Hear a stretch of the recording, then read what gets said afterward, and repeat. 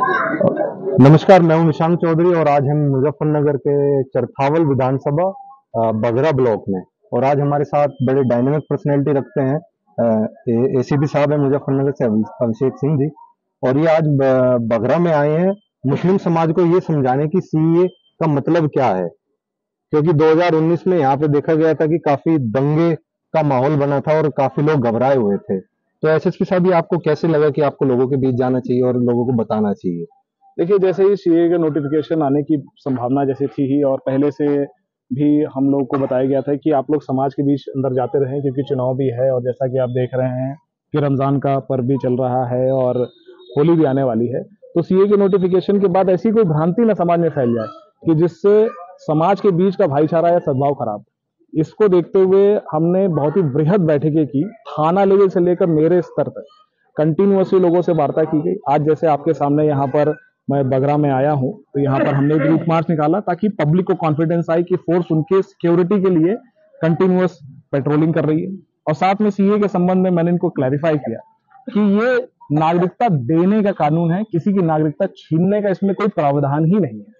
क्योंकि पिछली बार 2019 में इस प्रकार की वाकयात इंटेलिजेंस के द्वारा मुझे बताए गए थे कि कुछ लोगों ने सोशल मीडिया के माध्यम से इस प्रकार की अफवाह फैलाई कि लोगों को देश निकाला मिल जाएगा या फिर लोगों की नागरिकता छीन जाएगी।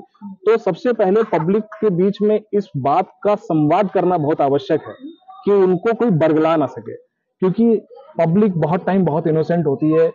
कुछ लोग अपनी राजनीतिक रोटी सेकने के लिए कुछ लोगों को बरगलाते हैं और माहौल खराब करते हैं। मैं आपको यहां तक बता सकता हूं कि ऐसा भी हो सकता है कि बाहर के दुश्मन देशों की इंटेलिजेंस एजेंसियां इस टाइप की इंफॉर्मेशन प्लांट करा सकती है हमारे सोशल मीडिया पर, जिससे हमारा माहौल खराब हो।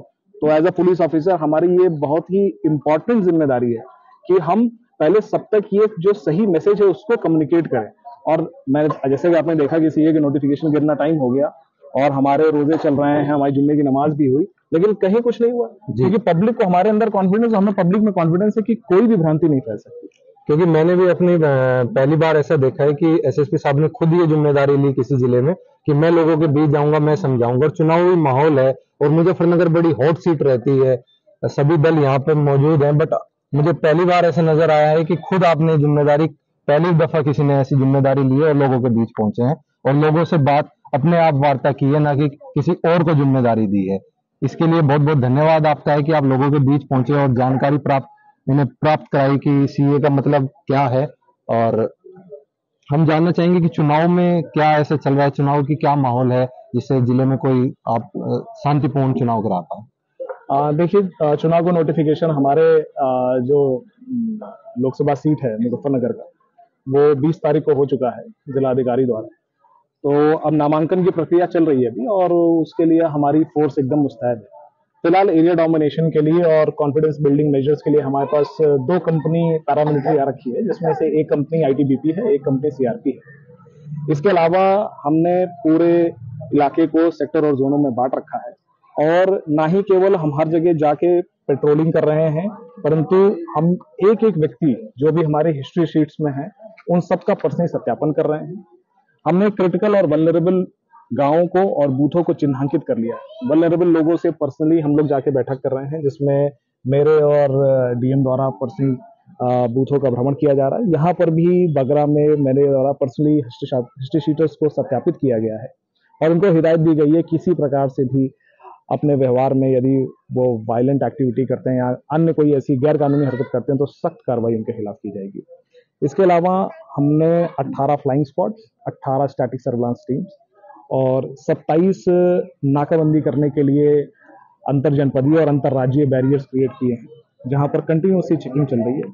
हमने शराब पर खासी कार्रवाई की है, जिस 70 लाख रुपए की अवैध शराब जो पंजाब से स्मगल होकर यहाँ पर आई थी उसको पकड़ा है।